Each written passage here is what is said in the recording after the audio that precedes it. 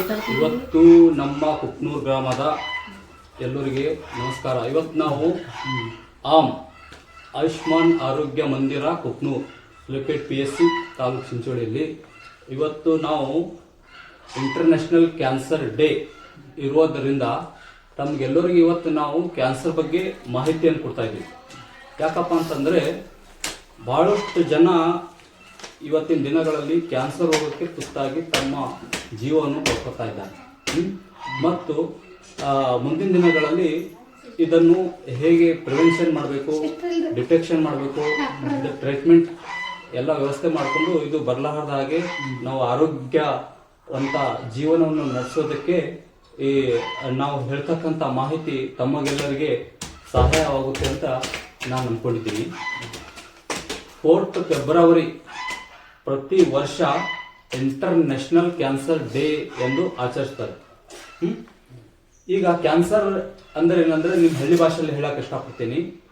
ನಮ್ಮ ದೇಹದಲ್ಲಿ ಮೂಳೆ, ಮಾಂಸ, ನರಗಳು, ಲಿಂಫ್ ನೋಡ್ಸ್, ಇದರ ರಕ್ತ ಇದರಿಂದ ಕೂಡ್ಕೊಂಡಿರ್ತದೆ. ಮುಖ್ಯವಾಗಿ ಯಾವಾಗ ನಮ್ಮ ದೇಹದ ಮಾಂಸ, ಖಂಡ ಮತ್ತು ರಕ್ತ ಇದನ್ನು ಯಾವಾಗ ಡ್ಯಾಮೇಜ್ ಆಗ್ಲಿಕ್ಕೆ ಕೊಳೆಯಕ್ಕೆ ಸ್ಟಾರ್ಟ್ ಆಗುತ್ತೆ, ಅದನ್ನು ಈಗ ನಾವು ಕ್ಯಾನ್ಸರ್ ಅಂತ ಕಾಮನ್ ಆಗಿ ಹೇಳ್ತೀವಿ ಸಾಮಾನ್ಯವಾಗಿ. ಈಗ ನಾವು ಏನಪ್ಪಾ ಅಂತಂದ್ರೆ ಇದು ಕ್ಯಾನ್ಸರ್ದ ಟೈಪ್ಸ್ಗಳು ನಿಮ್ಗೆ ಹೇಳ್ತೀನಿ. ಫಸ್ಟ್ ಈ ವಿಧಾನಗಳು ನಾವು ಓರಲ್ ಕ್ಯಾನ್ಸರ್ ಅಂತ ಹೇಳ್ತೀವಿ, ಬಾಯಲ್ಲಿ ಬರುತ್ತೆ, ಮತ್ತು ಬ್ರೆಸ್ಟ್ ಕ್ಯಾನ್ಸರ್ ಅಂತ ಇರುತ್ತೆ, ಮತ್ತೆ ಸರ್ವೈಕಲ್ ಕ್ಯಾನ್ಸರ್ ಅಂತ ಇರುತ್ತೆ. ಇದು ಹೆಚ್ಚಾಗಿ ಮಹಿಳೆಯರಲ್ಲಿ ಕಂಡು ಬರುತ್ತೆ. ಅದೇ ರೀತಿಯಾಗಿ ವಿಧಾನ ಮತ್ತೆ ಬೇರೆ ಟೈಪ್ ಸ್ಟೇಜ್ಗಳು ಇರ್ತವೆ. First stage, second stage, third stage, 4th stage ಅಂತ ಹೇಳಿ. ಹೌದಾ?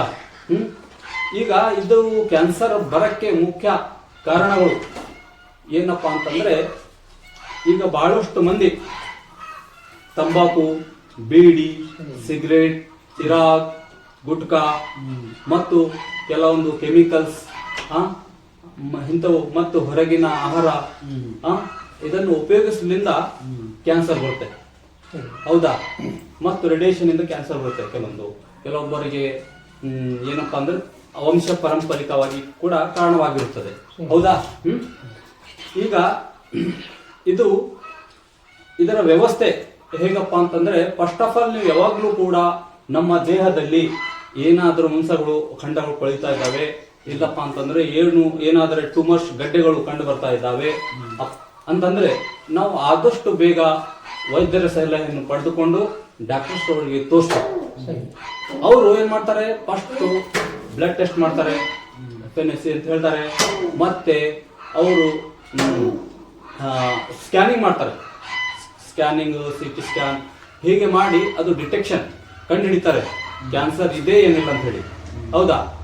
ಕ್ಯಾನ್ಸರ್ ಏನಾದರೂ ಒಂದ್ ವೇಳೆ ಇತ್ತಪ್ಪ ಅಂತಂದ್ರೆ ಆದಷ್ಟು ಬೇಗ ನಾವು ಡಾಕ್ಟರ್ ಅವರು ಟ್ರೀಟ್ಮೆಂಟ್ ಚಾಲು ಮಾಡಿ ಅದಕ್ಕೆ ಕ್ಯೂರ್ ಮಾಡ್ತಾರೆ ಆದಷ್ಟು ಬೇಗ. ಹೌದಾ? ಅದರಲ್ಲಿ ಕೆಲವೊಬ್ಬರಿಗೆ ಅವರು ಮಾತ್ರೆಗಳು, ಮತ್ತು ಅದರಲ್ಲಿ ಕೂಡ 3 ವಿಧಾನಗಳು, ಕೀಮೋಥೆರಪಿ ಅಂತ ಹೇಳ್ತಾರೆ, ಮತ್ತೆ ರೇಡಿಯೇಷನ್ ಅಂತ ಹೇಳ್ತಾರೆ, ಮತ್ತೆ ಸರ್ಜರಿಯಿಂದ ಕೂಡ ಕ್ಯಾನ್ಸರ್ ರೋಗ ಏನಿರ್ತದೆ ಅದು ಕಡಿಮೆ ಮಾಡ್ತಾರೆ. ಆ ಡಾಕ್ಟರ್ಸ್ ಅವರಿಗೆ ನಾವು ಆನ್ಕೋಲಜಿಸ್ಟ್ ಅಂತ ಹೇಳ್ತೀವಿ. ಕ್ಯಾನ್ಸರ್ ಡಾಕ್ಟರ್ಸ್ ಅವರಿಗೆ ಆನ್ಕೋಲಜಿಸ್ಟ್ ಅಂತ ಹೇಳ್ತೀವಿ. ಹೌದಾ? ಈಗ ಫಸ್ಟ್ ಆಫ್ ಆಲ್ ಕೀಮೋಥೆರಪಿ ಅಂತಪ್ಪ ಅಂದ್ರೆ ಗ್ಲೂಕೋಸ್ನಲ್ಲಿ ಕ್ಯಾನ್ಸರ್ದ ಔಷಧಗಳನ್ನು ಇಷ್ಟೇ ಟೈಮ್ನಲ್ಲಿ ಇಷ್ಟೇ ಔಷಧ ಹೋಗ್ಬೇಕಂತ ಇರ್ತದೆ. ಮತ್ತೆ ಅದು ಟೈಮಿಂಗ್ 8 ದಿವಸಕ್ಕೊಮ್ಮೆ, 15 ದಿವಸಕ್ಕೊಮ್ಮೆ, ತಿಂಗಳಿಗೊಮ್ಮೆ, ಹಿಂಗೆ ಅಂತ 6 ತಿಂಗಳ ಪೀರಿಯಡ್ ಮತ್ತು 1 ವರ್ಷದ ಪೀರಿಯಡ್ ಅಂತ ಇರುತ್ತೆ. ಆ ದಿನಗಳಲ್ಲಿ ಕೆಲವೊಬ್ಬರು ಕೂಡ ಭಯ ಪಡಬಾರ್ದು, ವೀಕ್ನೆಸ್ ಆಗೋ ಚಾನ್ಸಸ್ ಇರುತ್ತೆ, ಮತ್ತೆ ಕಣ್ಣುಗಳು ಮಂಜಾಗಿ ಕಾಣುತ್ತೆ, ಚರ್ಮ ಕಲರ್ ಬೇರೆ ಕಪ್ಪಾಗುತ್ತೆ, ಮತ್ತೆ ಕೆಲವೊಬ್ಬರಿಗೆ ತಲೆ ಕೂದಲುಗಳು ಉದುರು ಹೋಗುತ್ತವೆ. ಇವು ಗುಣಲಕ್ಷಣಗಳು. ಆದ್ರೂ ಕೂಡ ಭಯ ಪಡಬಾರ್ದು. ಮತ್ತೆ ಅದೇ ರೀತಿಯಾಗಿ ಕರೆಂಟ್ ಶಾಕ್ ಕೊಡ್ತಾರೆ, ರೇಡಿಯೇಷನ್ ಅಂತ ಹೇಳ್ತಾರೆ. ಅದರಿಂದಾಗಿ ಕೂಡ ಕ್ಯಾನ್ಸರ್ ರೋಗ ಕಡಿಮೆ ಮಾಡ್ತಾರೆ. ಕೆಲವೊಂದು ದೊಡ್ಡ ಗಡ್ಡೆಗಳು, ಟ್ಯೂಮರ್ಗಳು ಇದ್ದಪ್ಪ ಅಂತಂದ್ರೆ ಅವರಿಗೆ ಡಾಕ್ಟರ್ಸು ಸರ್ಜರಿ ಮಾಡಿ ಅದು ಎಷ್ಟು ಮಾಂಸ ಕೊಳ್ತಿರುತ್ತೆ, ಕ್ಯಾನ್ಸರ್ ಅನ್ನು ಆವರಿಸಿಕೊಂಡಿರುತ್ತೆ, ಅದನ್ನು ಸರ್ಜರಿಯಿಂದ ಆಪರೇಷನ್ ಮಾಡಿ ತೆಗೆದು ಆಮೇಲೆ ಮತ್ತು ಔಷಧದಿಂದ ಕಡಿಮೆ ಮಾಡ್ತಾರೆ. ಹಿಂದಿನ ದಿನಗಳಲ್ಲಿ ಕ್ಯಾನ್ಸರ್ ರೋಗದ ಔಷಧಿ ಇರಲಿಲ್ಲ ಅವಾಗ. ಬಟ್ ಈಗ ಕ್ಯಾನ್ಸರ್ ರೋಗದ ಔಷಧಿ ಎಲ್ಲ ಅವೈಲೇಬಲ್ ಅಂದ್ರೆ ಇದೆ.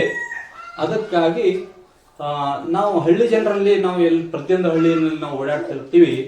ನಾವು ಆಸ್ ಎ ಸಮುದಾಯ ಆರೋಗ್ಯ ಅಧಿಕಾರಿಯಾಗಿ ನಾವು ಆದಷ್ಟು ಬೇಗ ಯಾವ ಜನರಲ್ಲಿ ಕೆಲವೊಂದು ಗಡ್ಡೆ ಮತ್ತು ಈಗ ಬಹಳಷ್ಟು ಹುಡುಗರು ಈಗಿನ ಇದರಲ್ಲಿ ಗುಟ್ಕಾನ್ ತಿಂತಾರೆ. ಅವ್ರ ಬಾಯನ್ನು ನೋಡ್ತೀವಿ, ಒಳಗೆ ಪ್ಯಾಚಸ್ ಇರ್ತವೆ, ಒಳಗೆ ಅವ್ರಿಗೆ ಬಾಯಿ ಕೂಡ ಸರಿಯಾಗಿ ತೆರೆಯೋಕೆ ಬರೋದಿಲ್ಲ. ಇದು ಈಗ ಅವರಿಗೆ ಅಷ್ಟು ಗೊತ್ತಾಗೋದಿಲ್ಲ. ಮುಂದಿನ ದಿನಗಳಲ್ಲಿ ಮತ್ತವರಿಗೆ ಬಾಯಿ ಓರಲ್ ಕ್ಯಾನ್ಸರ್ ಆಯ್ತಂದ್ರೆ ಹೋಗಲ್ಲ. ಹೌದಾ? ಹೋಗಲ್ಲ. ಅವರಿಗೆ ಮುಂದಿನ ದಿನಗಳಲ್ಲಿ ಅದು ಏನಾಗುತ್ತೆ, ಅವ್ರು ತೋರ್ಸಕ್ಕೆ ಹೋಗೋದಿಲ್ಲ. ಬಟ್ ಅದರಿಂದಾಗಿ ಮತ್ತೆ ಬೇರೆ ಬೇರೆ ರೋಗಗಳು ಮತ್ತೆ ಬರೋ ಚಾನ್ಸಸ್ ಆಗುತ್ತೆ.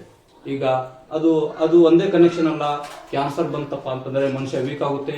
ಇಮ್ಯುನಿಟಿ ಪವರ್ ಅಂದ್ರೆ ರೋಗ ನಿರೋಧಕ ಶಕ್ತಿ ಕಡಿಮೆ ಆಗುತ್ತೆ. ಕಣ್ಣಿನ ಏನ್ ನಾವು ನೋಡ್ತೀವಿ ಅದು ಕಡಿಮೆ ಆಗುತ್ತೆ, ವೀಕ್ನೆಸ್ ಆಗುತ್ತೆ, ತೂಕ ಕಡಿಮೆ ಆಗುತ್ತೆ, ತಲೆಯ ಕೂದಲು ಉದುರಾಕ್ ಚಾಲು ಮಾಡ್ತವೆ. ಹೀಗೆ ಬೇರೆ ಬೇರೆ ಮತ್ತೆ ಒಳಗಿನ ಕಿಡ್ನಿ, ಲಿವರ್ ಮತ್ತೆ ಇಂಥವು ಬೇರೆ ಬೇರೆ ಪ್ರಾಬ್ಲಮ್ ಆಗಕ್ಕೆ ಚಾಲು ಮಾಡ್ತವೆ. ಅದಕ್ಕಾಗಿ ನಾವು ಇವತ್ತಿನ ಜೀವನ ಶೈಲಿ ತುಂಬಾ ಬದಲಾಗಿದೆ. ಅದಕ್ಕಾಗಿ ಯಾರು ಕೂಡ ಅಂತ ಒಂದು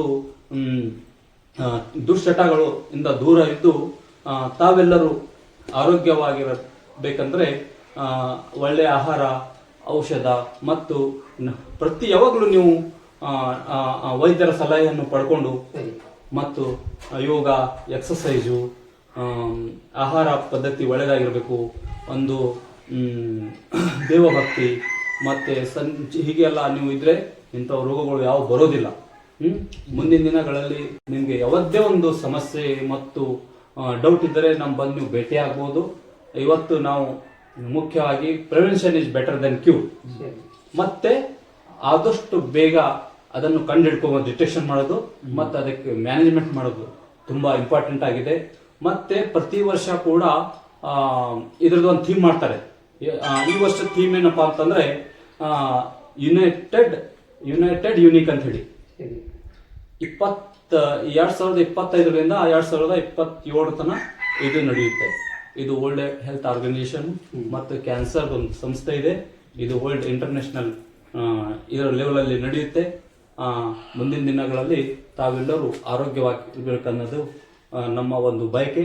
ಇಷ್ಟು ಹೇಳಿ ನಾನು ಇದ್ರ ಬಗ್ಗೆ ಮುಗಿಸ್ತೇನೆ. ತಮ್ಗೆಲ್ಲರಿಗೆ ತುಂಬಾ ಧನ್ಯವಾದಗಳು.